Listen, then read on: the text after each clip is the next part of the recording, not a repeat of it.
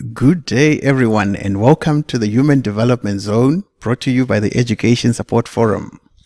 Today, we are at the Pan-African Parliament, where we are attending the African Youth Development Summit. And here, with me here is Thandekile Tshabalala. How are you doing, Thandekile? I'm very well, thanks. How are you? I'm all right. So, who is Thandekile? Well, I'll tell you, I'm from Johannesburg, but now I live in Pretoria because I work there now. I'm a researcher, specifically in the policy space, so foreign and domestic policy. And I also deal a lot with issues around South Africa's participation in the UN. So that's a lot of my work. And then independently, I am a chair of a non-profit organization mentoring young girls from Soweto, specifically grade 11s and matrics. So I do that as well. Wow. I'm also part of the Global Shapers community, specifically from the Tshwane hub. So I participate there. One young world. One young world. One young world and Global Shapers. Isn't that the same thing? Global Shapers is World Economic Forum. WF. Yes. Okay. All right. Interesting. So, I mean, so individually, you're looking at an NPO where you're helping girls, and then at work, you're doing policy. So, everywhere I'm going these days, whether it's the World Bank or WF or UN, everybody's talking about the youth bulge in Africa. That they say 60% of the population is under 24 years or something like that. So, what can be done from a policy perspective to try and really prepare ourselves for this future?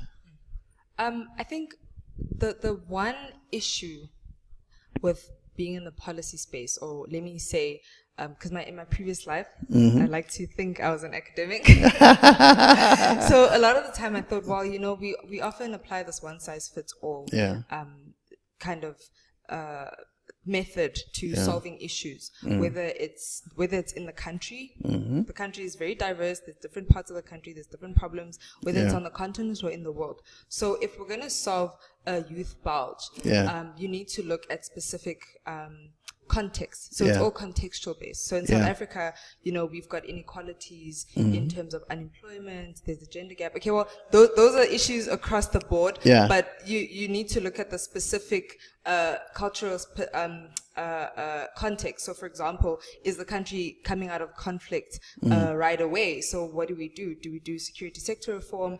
Do we have children who are involved in armed conflict? How do we do that? You know what I mean? So there's different angles to it. I know this is a very global view of what's happening, but these are the issues on the continent currently. And then within the within the youth bulge, there's the gender perspective.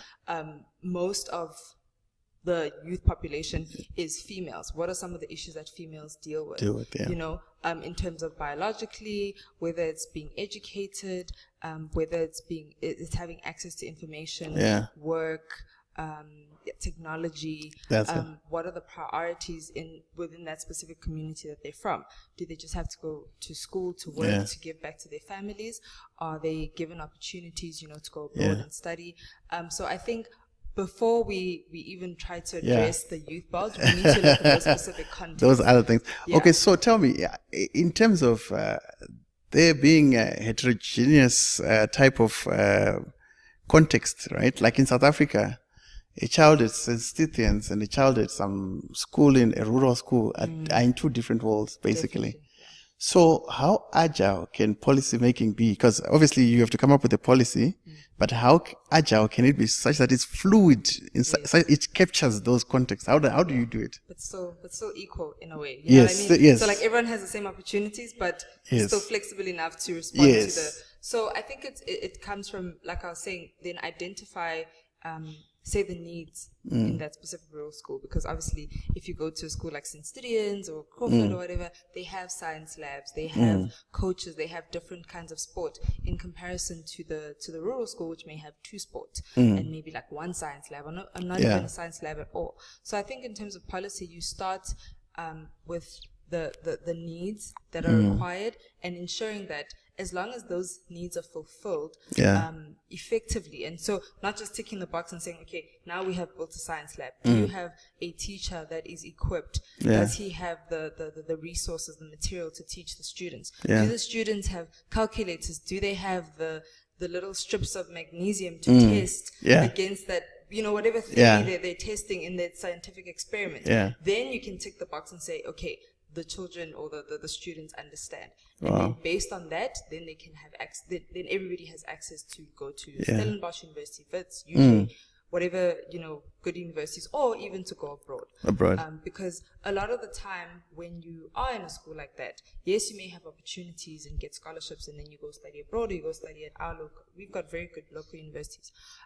But often it's limited by their current circumstances. So I think information is also very, very important for schools to have equally. So perhaps before you start with policy, you also, when you've started with policy, you then start implementing programs which can contribute to feeding towards, realizing the objectives and visions of the policy. So here we're the AU, right? And the Pan-African Parliament. And the AU, just like African governments, has been criticized by some analysts to say they're good at coming up with white papers and green papers and all sorts of color papers, but the implementation side of things is not at par. So, in your work, do you feel that the papers or the insights that you're churning out are translating into action and quantifiable development on the ground? Oh, that is a difficult one, because the answer is yes and no. The reason, my understanding of white papers and all these other color papers and policy documents is because, specifically in a country like South Africa, and many countries on the African continent, you need consultation. And let me speak from South African perspective, because that's where I have knowledge. We've got a very active civil society, including academia, think tanks, youth, women organizations, all sorts of organizations. You've got the private sector, which plays a big role. We've got a media. We know our South African media. We're very active. We've got our government. Then we've got other stakeholders and other sectors and other individuals, thought leaders, who influence, then thought, and who influence subsequently policy. So you need those papers as part of a consultative process, because you can't just have, okay, government or whoever decides, oh, this is what we're going to do, and boom, you implement it, and then people are like, well, we weren't consulted. And the flow with that is also, when you get inputs from different parts of society, then you represent society more, and then you can implement it. Now, on implementation, implementation becomes a problem because of possibly resources or the will of the implementing parties to implement it effectively. Then it goes back to what I was saying with that one-size-fits-all kind of method to solving issues. That becomes a problem, because then you think, oh, well, we've come up with this policy, so maybe we can implement it everywhere. And that's where it becomes a problem, because you see it working in certain parts of the country. You know what I mean? I don't want to make examples because too controversial or whatever, but you then implement this specific policy or idea or white paper or whatever, it becomes legislation, and then it works in some parts of the country better than others. And maybe that could be because we don't have I don't know how to call it a country. I don't say a countrywide program which identifies that okay, these are the specific issues in KZN. Joburg is the economic hub of the country. Pretoria, that's where government sits. Okay, but what about if you go to rural parts? I thought that was there Cape, where they say Eastern Cape, it's automotive, and then blue economy, and then Gauteng is the minerals, the gold. Northern Cape, it's iron. What? I thought they were. But that's in terms of our sectors and our resources that we have. What about the actual issues that are there? You've got many roads in Johannesburg, but what about roads in the rural parts of the Eastern Cape? And then when you look at where girls aren't going to school, you'll find it's parts of the Eastern Cape, and you're like, but why? But then we had this policy that said, okay, all primary school students will get free education. Then when you really look down, it's in certain parts of the country that they are actually getting to school because why? There's transport to get there, or there's a bus. Whereas in maybe a rural, and I'll just use the Eastern Cape as a general example. Maybe they're not going to school as often because why? It's a child-headed household. The school is too far to walk. There's no money. So essentially, you've identified the problem, but you haven't really addressed it. Yeah. So tell me, I mean, I was listening to this lady. She's at the School of Governance at UCLA, that is the University of California. She was talking about government as an entrepreneur, and she was saying that with triple P's, public-private partnerships nowadays, we have to think differently because generally government was the land of last resort. Government was just there to give an environment where private players can, But now you find that government is an investor itself nowadays in some of the projects they're vested in it. And she gave an example of the moon, going to the moon for the Americans, where they said, okay, this is our shared value, our goal. And then out of that came a lot of projects. They created employment. They did they solved many problems using one project, but government was an active investor. So what do you think about it, government as an entrepreneur, even policy-wise? Can it happen, or should we just be facilitators of? What do you think? That's a very, very interesting concept. The thing about if you think about the traditional how can I call it, differentiation between the private sector and government. Private sector, it's for profit and to deliver a service at a profit, whereas government, it's civil service. You serve the people according to their needs, and there's no profit to be made. However, if you really truly believe in responding to the challenges that plague your country, or if you really believe in transformation, then maybe we should start thinking about that, and not government investing as in they're out to make a profit. Because that's not the role of government. Then you're not a government anymore. Then you're just VC. Yeah, exactly. Venture capitalist. Exactly, a venture capitalist, or you're a company, or you're a business. But I think if you want to make, so for example, in a lot of countries, and maybe this is a bad example because they have different problems. Like in Europe, they invest in entrepreneurs. They allow them to try, they allow them to fail, but they keep investing in them. And the beauty of that is that they're investing their own people to grow their small businesses and their companies. So the point of that is, if you invest in John, who started an app or whatever, and it failed, and finally it's booming, and it's in 30 countries across the world. The point is that you inevitably, I don't want to say own, you don't own John and his company, but he has an allegiance to bringing back the investment into. So you could take it like for example, say, okay, you've the government or a government agency funds John. John succeeds. And then government is a condition to say, if you succeed, they set the parameters for success. If you succeed, we're going to get 30% of your company. That 30% literally will be reinvested in funding other Johns.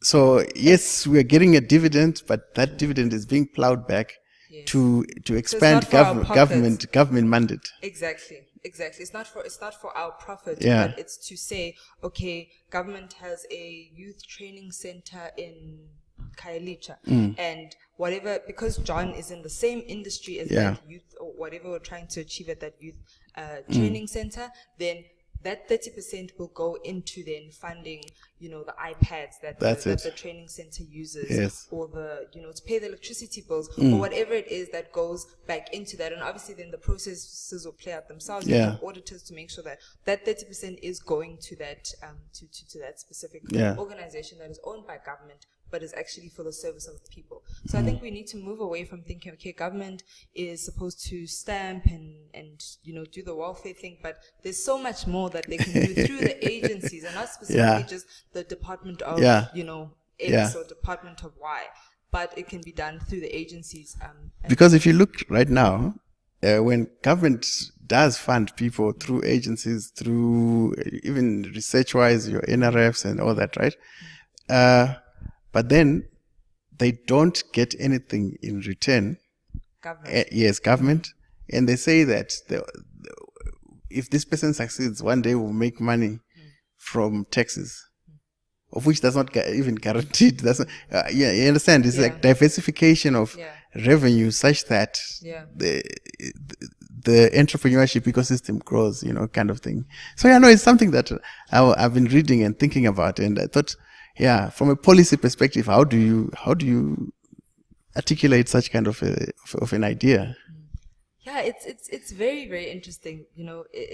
I think that's also part of why we have, for example, the Department of Small Businesses, because they realize that there's this need that you're talking about, that we can't only rely on the private sector, because the private sector, and you can't blame them, they are the private sector, they're there to make money, they have their own vested interests, but even in the private sector, you see through the CSI, the corporate responsibility projects and agencies that they have, they can see that we can't just rely on making money. We need to skill people, we need to equip them, we need to give them resources to invest in themselves, and consequently, grow, and that the domino effect. But I think government is realizing that for us to succeed, we can't just think of delivering services the traditional way that we thought we did, because now we have technology, we've got a more diversified economy, we're in a different political dispensation, we've got a lot of investment, we've got different players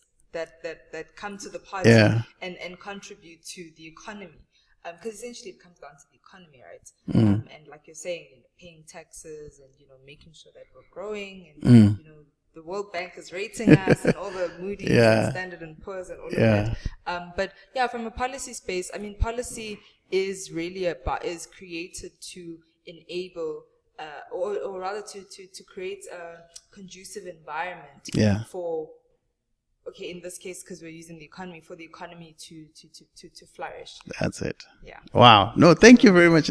I mean, we could talk for days, but So thank you for your insights. So, what's the name of the NPO that you're supporting, and if people want to support it as well, how do they get hold of you? Or Well, so we're relatively small. We're very, very small, but we're trying to grow, and that's also because of our own capacity, because we all work, and we all fund the organization ourselves. So we're still trying to grow, but you can find us on Twitter, so at phenomenal_WF, on Facebook. Phenomenal_WF. WF. Okay. It's called the Phenomenal Women Foundation, or you can just search for that and then it'll come up. It's pink. And then on Facebook and on Instagram as well. Wow. No, it's been amazing, Thandekile. Thank you very much. Not a problem. Okay.